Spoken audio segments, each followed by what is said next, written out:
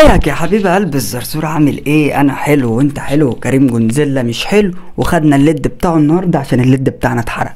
النادي الاهلي يفوز 2-1 على الاتحاد السكندري في مباراة شهدنا فيها 3 اهداف، شهدنا فيها ركلة جزاء، شهدنا فيها حالتين طرد، شهدنا فيها كرة حلوة من الفريقين، شهدنا فيها متعة. فالنهارده الكلام مطول، فهاتلك حاجة تشربها وهاتلك اي حاجة تاكلها وخش الحمام وانت بتتفرج عليا، اعمل اي حاجة. النهارده يا جدعان الاهلي في الشوط الاول زي ما انا بتفرج كده على الماتش انتوا كنتوا بتتفرجوا عليه، الاهلي بيلعب كرة من لمسة واحدة، في شراسة هجومية، في كورنرات، في لعب على الاطراف، في 1-2، في باص من لمسة واحدة، في اختراقات. ايه ده؟ ايه اللي انا قلته ده؟ في اختراقات، في الدنيا جميلة. بس انا فجأة بلاقي الاتحاد في الجون بتاعنا في كورة على الجون. طب ايه ده؟ الاقي الاتحاد بيلعب باصتين فجأة بينفرد، الاقي الاتحاد فجأة عند ال18 بتاعنا.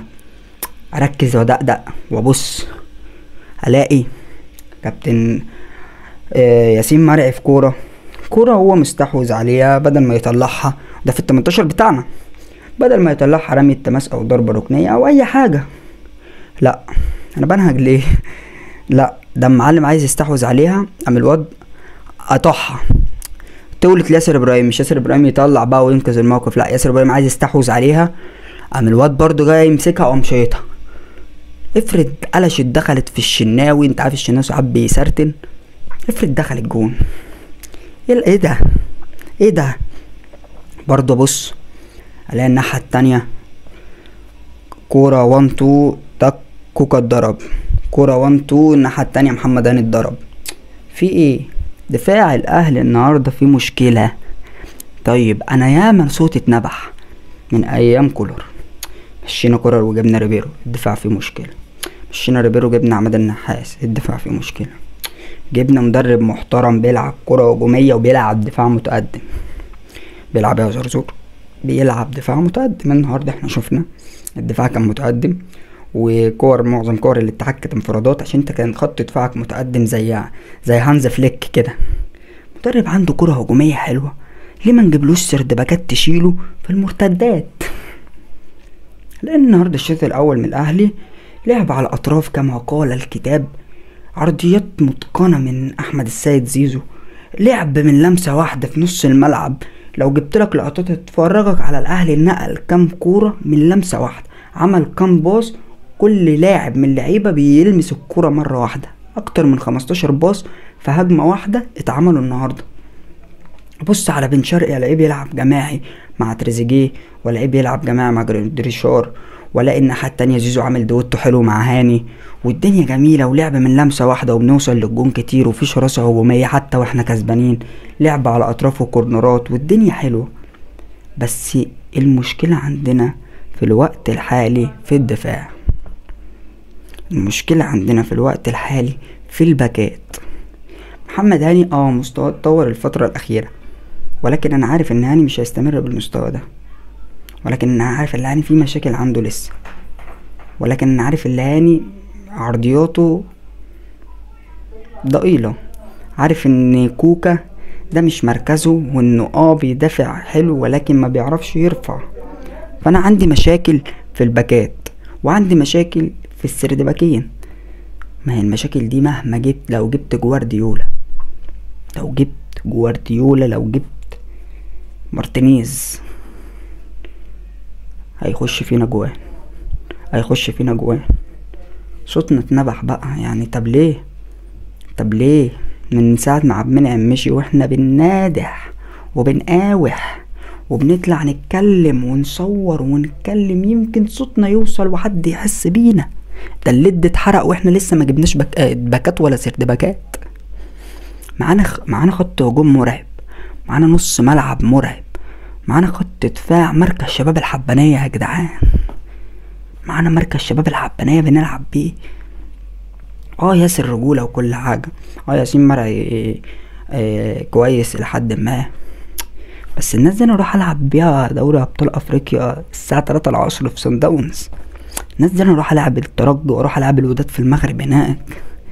الباكات بتاعتي دي العيال بترفع، مش عارف بترفع بأني صباع في رجليهم. يعني عندك كوكا ده يا عم راجل محترم ولعب في كذا مركز وابن النادي والدنيا جميلة معاه. طب اتفرج على عرضية كده من عرضيات كوكا. طب اتفرج. طب قول لي يا عم انا راجل مش مقتنع بيه. يا عم انا راجل ضد النادي، راجل ضد الحياة. هاتلي كورة اترفعت من كوكا وصلت على دماغ على دماغ مين؟ على دماغ المدافع، مش هقولك على دماغ الفرود. هاتلي كورة اترفعت من كوكا راح دفاع الفرقة اللي قصادنا طلعها. كل الكور بتاع كوكا فيو في المقصورة، في المقصورة. طيب محمد هاني راجل ماشي كويس وعلى راسنا والدنيا جميلة، كويس. بس تعالى ان الخطورة بتاعت العرضيات من السيد زيزو. طب انا الباك بتاعي فين؟ تخيل بقى الدويتو المحترم اللي معمول ما بين زيزو وهاني ده مش من حلاوة هاني، لا ده من حلاوة زيزو اللي بيعرف يحرك هاني وبيعرف يديله الكورة. تخيل بقى لو انا معايا احمد السيد زيزو دوت ومعاه باك رايت تقيل كده، حتة تقيلة مثلا زي الشيبي، مثلا ده هنتعامل ازاي بقى؟ ده كده رعب. ليه ما دورش على باك محترم؟ ما انا صرفت ملايين، ليه ما جيبش خط دفاع محترم؟ طب اصرف على خط دفاع. ده الفرقة لما بتيجي تبني فرقة بتبني من الدفاع بتاعها للهجوم. احنا معانا فرقة مرعبة بس دفاعها مهلهل، معانا مدرب محترم. طيب كلامنا ده عن خط الدفاع والبلاوي اللي بتحصل بقى فترة. بتكلم عن المدرب بقى. النهاردة انا شفت جمل يا جدعان، وشفت لعب من لمسة واحدة، وشفت باصات بتضرب خط الدفاع، وشفت عرضيات من السيد زيزو، وشفت تغيير ملعب من بن شرقي، وشفت ايجابية على الجون من تريزيجيه، وشفت تحركات تعبة السردباكات من جريديشار، وشفت لعب من بن رمضان من لمسة واحدة، وشفت مروان عطية اللي كان بيفسد هجمات الاتحاد السكندري، وشفت كل دول بينفذوا حاجة المدرب قايلها. كل دول بيعملوا جملة المدرب قايلها. كل دول بيلعبوا جماعي عشان نجيب جون. كل دول المدرب واقف بره بيدي تعليمات ومش قاعد ساكت. ففي حاجة معمولة وفي حاجة متقالة، والمدرب ده كما قال الكتاب، المدرب ده عنده كورة، المدرب ده بيلعب هجومي، المدرب ده كسبان 1-0 ومخلي دفاعه متقدم عشان يفضل زانق الاتحاد في نص ملعبه. فالمدرب ده عنده كورة، المدرب ده ايجابي على الجون. ودوت اللي انت كنت جايب ريبيرو بتقول عشان انا عايز العب كرة هجومية وعايز العب كرة حديثة. طيب المدرب بتاعك دوت عمل اللي انت كان نفسك يعمله ريبيرو في ماتشين 2. المدرب ده يا جدعان انا متفائل بيه خير.